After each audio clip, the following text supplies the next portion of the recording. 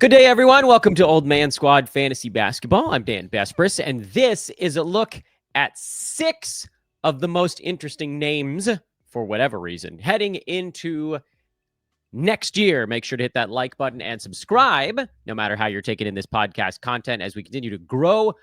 I don't know how we're doing it, by the way. The YouTube page and the podcast, even in the dead of the offseason, a testament to all of you guys and how much this show is continuing to find new audiences, even when the algorithm says we shouldn't be able to do a thing.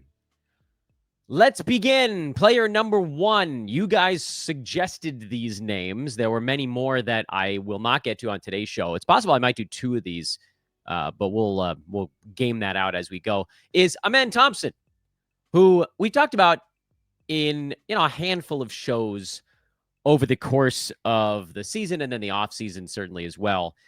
And the question I think that persists among the fantasy community is, what will Aman Thompson be next year after, I don't want to call it an up and down season, because it was really like a down and then way the hell up and then still like relatively high up, but maybe not all the way up season for Thompson.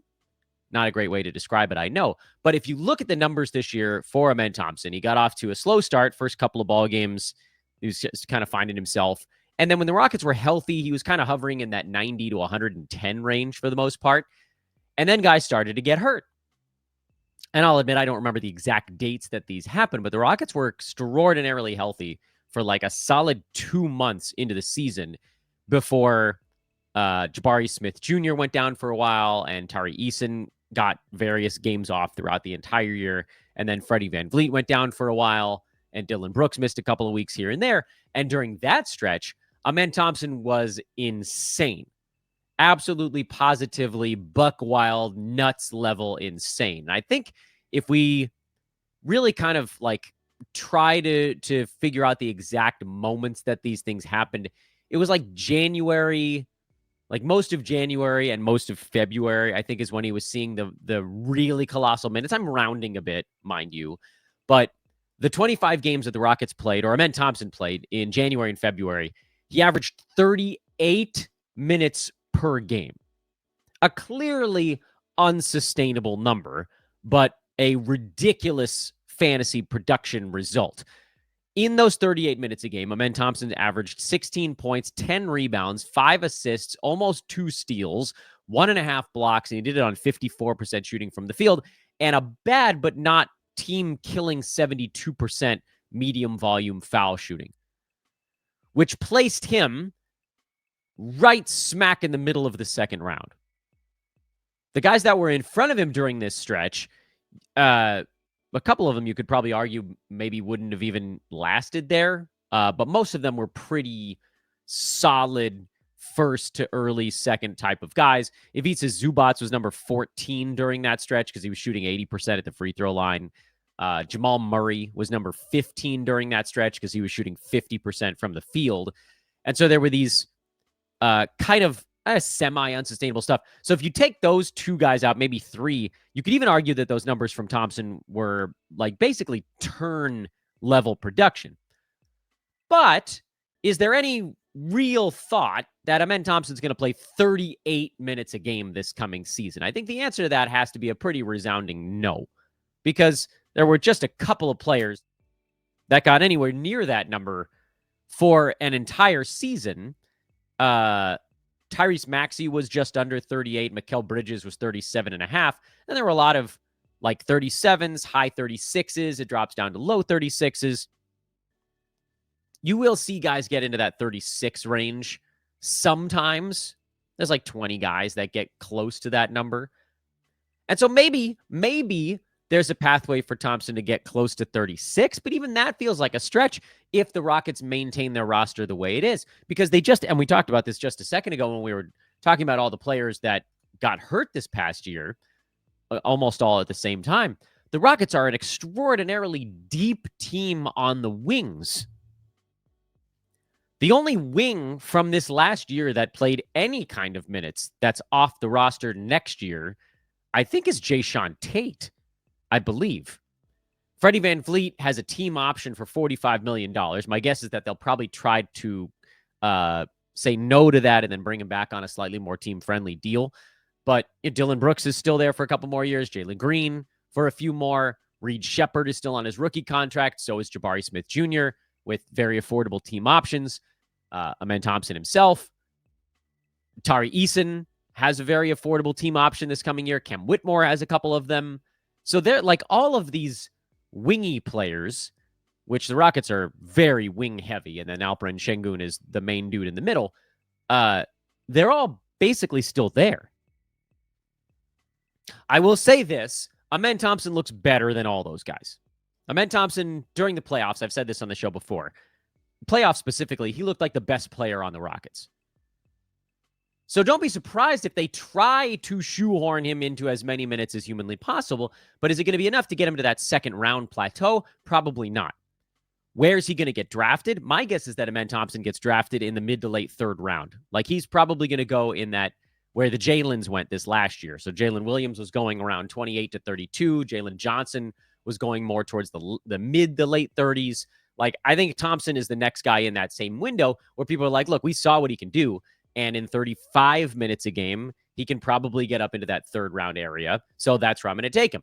The reason he probably gets pushed even higher than you'd expect is that if you're punting free throws, and I know he had that nice stretch where he was shooting 72%, where it wasn't quite as large of an issue, but overall, he's not a good foul shooter. He shot 65% the last month and a half, 2 months of the season, which is more like what you kind of expect from him. And if you're punting free throws, he can be a second rounder pretty easily. So he's going to be a very popular punt free throw, punt threes combo guy to go with someone like a Giannis that's still getting you 4 to 5 assists. Yeah, you're going to probably still want that assist guy at some point. But Aman Thompson's going to fall in there with the Alperen Şengüns, the LeBron Jameses. Prior to this last year, the De'Aaron Foxes that are all going in that punt free throw, I shouldn't say Giannis, but everybody else in that kind of second, third round range where you're going to look around going, hey, man, I wanted this guy. And you're not going to get him because you're not punting free throws and you wanted to take him in the late 30s or 40s, and he's not going to fall that far. This show is brought to you by our friends at Bet Online, the world's most trusted betting platform and your number one source for all things sports betting. In addition to the copious sports that you can get down on right now, baseball, FIFA Club World Cup, I think is going on right now, the NBA, MMA, what do you got? There's another soccer tournament. I don't even know that one because I don't know soccer all that well. It's all going down, man. They got hockey as well. Hockey playoffs are still going. Live baseball betting is happening as we speak right now. The Twins are up 9-4 over the Reds. And let's see. You want to get down on that one? Live in-game betting? How would we do that? We can click on it. You can bet the total. You can bet the run line. That game's in the 7th. The run line right now is Twins -4.5, though. So they're up 5. You're basically betting that the Reds are not going to get any closer. Over the total is 15.5. Do you think the teams are going to combine for 3 more runs the rest of the way? I don't know. I find baseball betting to be incredibly difficult, but maybe you like that. Maybe you're into that sort of thing. Thunder are a 6-point favorite on the road at Indiana as they try to wrap things up with or without Tyrese Halliburton on the Pacers side. That's certainly, if you're listening to this podcast, you're probably more inclined to do the basketball thing. You can also hang out in the live casino or the regular casino or the race book. Yeah, they got horse racing over there at Bet Online. Esports, contests, VIP rewards, promos, and more. Bet Online.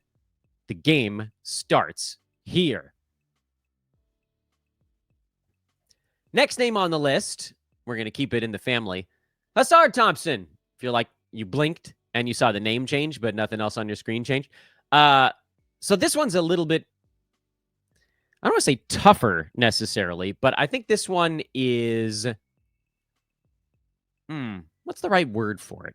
Not great podcasting here, Dan. Anyway, let's just get into it. Assar Thompson, obviously over on the Detroit Pistons. He was a much more,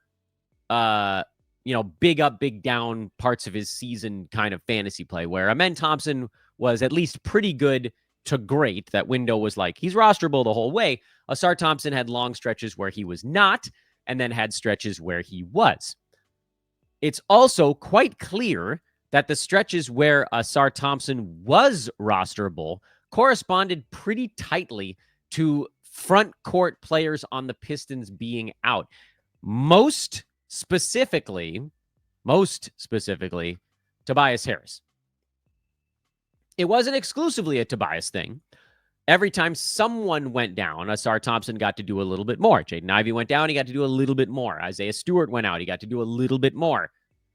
Malik Beasley went out. Not much. It's pretty healthy. Got to do a tiny bit more. But it was Tobias Harris missing a handful of games during the second half of the season where you saw Assar kind of kick it up to a higher click and become close to fantasy playable even in 9-category leagues. And you can look down the stretch. Final month and a half or so, Assar played 25 minutes a game. He averaged 12, 6, and 2 with great defensive stats, just like his bro. 51% shooting, but a very bad free throw number, 67%. The big difference between the two guys is that Aman Thompson was getting 4, 5, 6 assists a game. Assar Thompson was getting more like 2.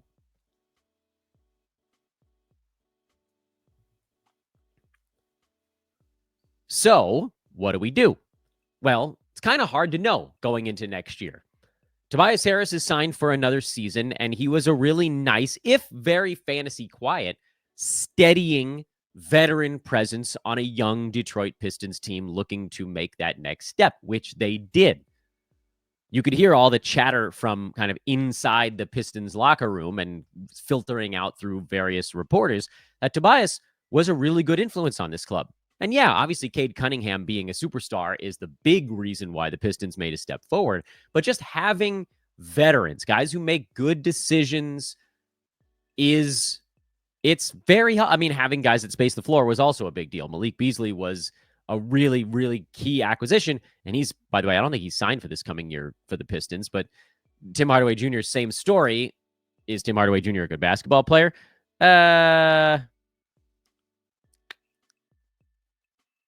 I think they could probably figure things out without him. But anyway, point is, Assar Thompson comes into this next year, whether he's a starter or off the bench, looking at, again, that probably somewhere in that 25-minute per game spot. Listen, unless he develops a jump shot over the offseason, which I don't think we're going to see coming, because the Pistons' best success this year came when they did have a little bit of room to operate, for Cade to actually get into the paint, to have a mid-range game where 5 defenders weren't all collapsing on him. A few of them actually had to stay glued to a shooter this year as opposed to seasons past. Yes, there's the punt free throw angle. Assar Thompson, like Amen Thompson, not a good foul shooter. And if you're punting foul shots, he was very much playable down the stretch. And there were those runs during the season for 2-3 weeks at a time where he was inside the top 100, even in 9-cat, because the free throw number was a little bit better for a couple of weeks, or he got, 28, 29 minutes for a couple of weeks when somebody was out. But overall, is there going to be a step forward? Yeah, there's probably going to be another small step forward. Is this a guy that I would consider drafting inside the top 100? Almost definitely not. Is this someone that I would put on my list of possible flyers right now in mid to late June? Yes, he's someone you should definitely keep on your watch list to see what the Pistons do through free agency this offseason, to see what that starting lineup looks like.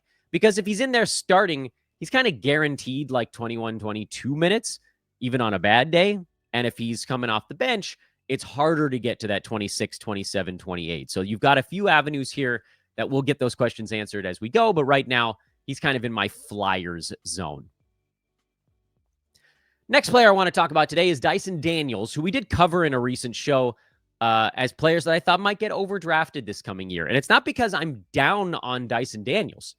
Far, far from it.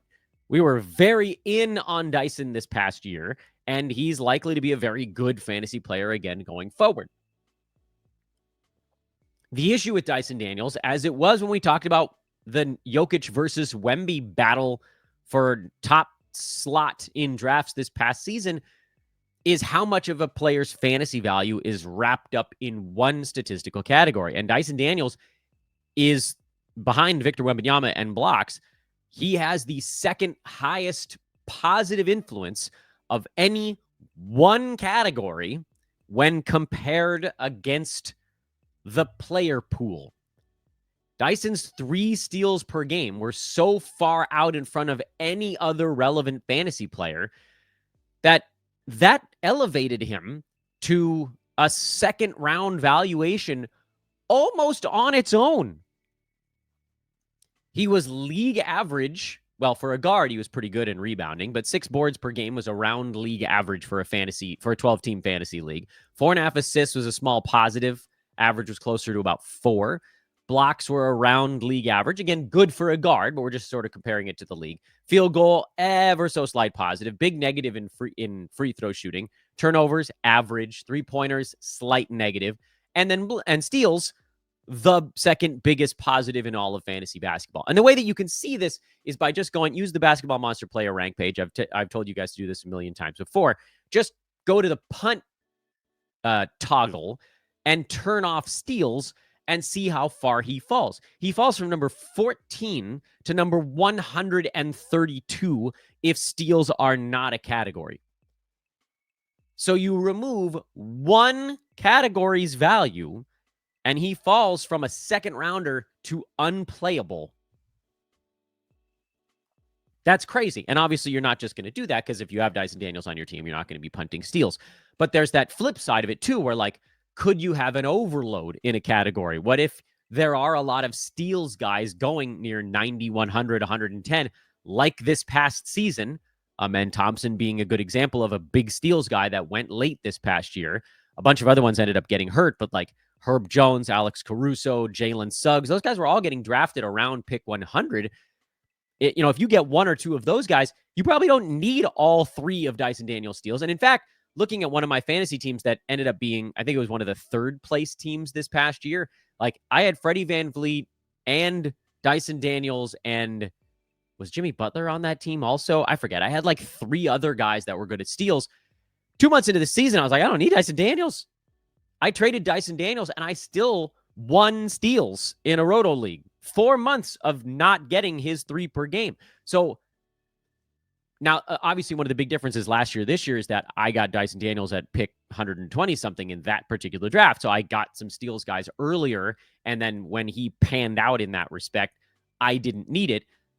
And it's kind of the flip now where you're going to have to get him early. And if you get a steals guy later, you may no longer need that one particular thing. But that's why, for me, it's hard to make an argument that Dyson should go as high as he was ranked this last year.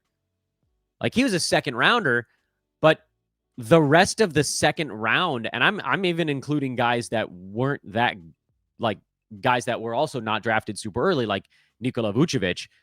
This is a guy that was good at field goal percent and rebounding, and he was a positive in scoring, and he was better in threes. And you got to, even the worst, it's not fair to say the worst, but basically everybody besides Dyson Daniels in the second round had multiple categories where they were a positive impact player.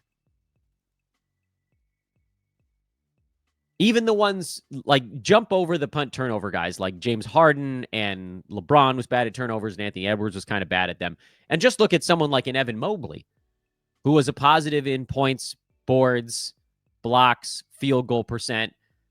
Not as big a positive as Dyson Daniels in any one of those, but your second rounder should be a guy that can give you that foundational piece for your team.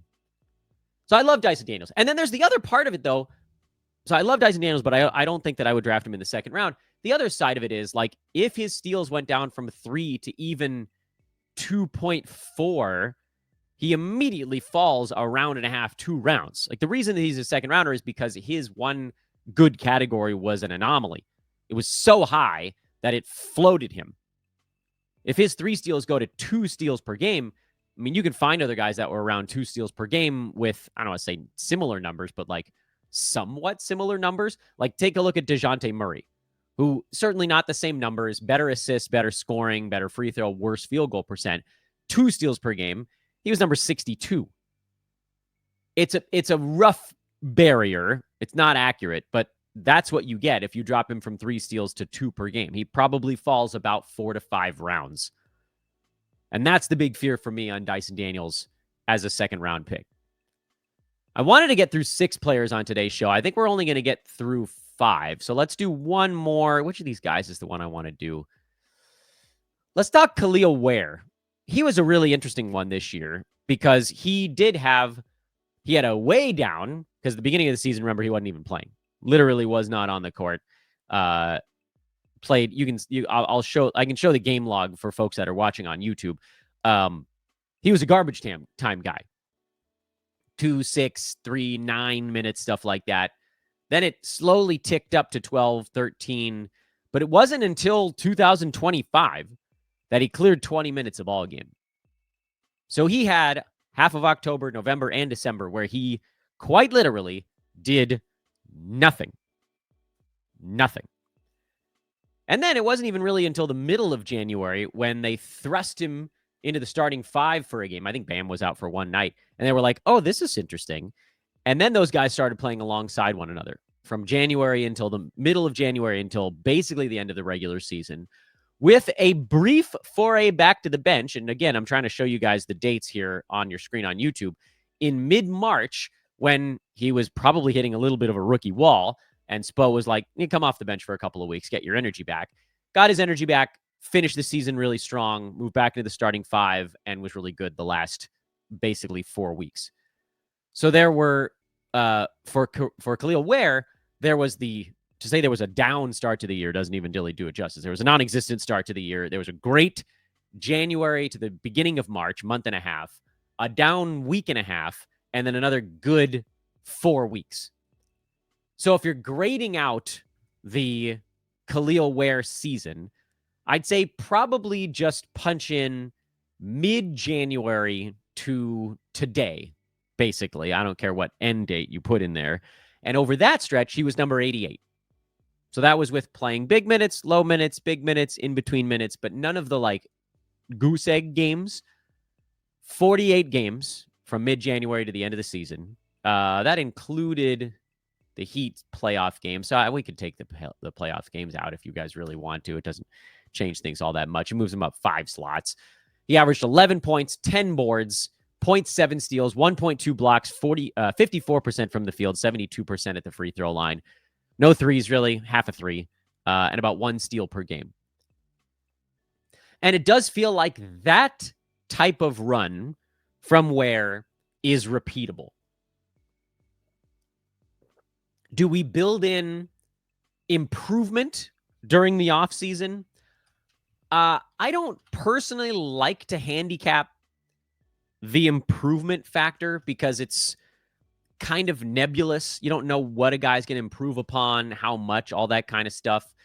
There isn't, unless the Heat makes some sort of seismic move here, there isn't really a big change coming at the center power forward spot for Miami because Andrew Wiggins picked up some power forward minutes. Nikola Jovic will probably see some power forward minutes, but Bam and Ware are going to get, I don't want to say dibs on big man minutes, but Bam's going to play as many minutes as they can get him because he's a very good basketball player, and I don't need to justify that. And he plays about 34, 35, 36 minutes a game. So whatever's left over at that spot, let's call it center, is certainly going to go to Ware. So floor for Khalil is 13-ish center minutes. More likely, he'll play a few more than that. And then you've got to assume that he's going to get another 12 to 14, 15 power forward minutes in there. So that puts him right around that number we were talking about, which was, what did I say, 26, 27 minutes a game.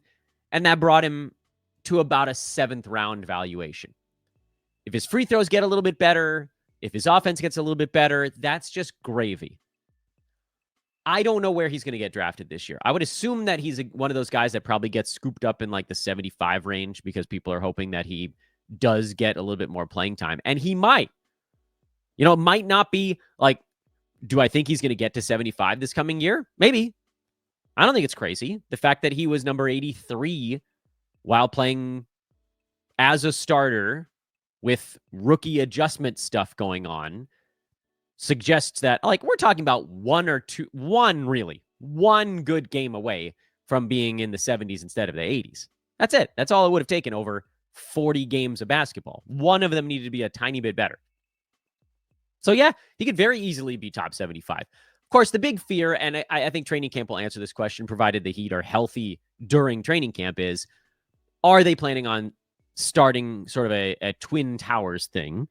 And is it going to require Adebayo to extend his three-point range to something besides a corner three?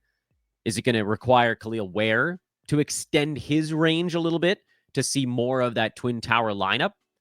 These are things that I simply can't know without being a stalker, without following Khalil Wear and Bam Adebayo around the entire offseason until we see what their shot profile looks like during the run-up to the season. And even that's not going to be super accurate because nobody plays defense during the preseason. A couple of people play defense during the preseason. The Magic will probably play defense during the preseason. But like, if you see Bam jack up 6 threes a game during the preseason, I don't think that's a good indicator of what the regular season will be.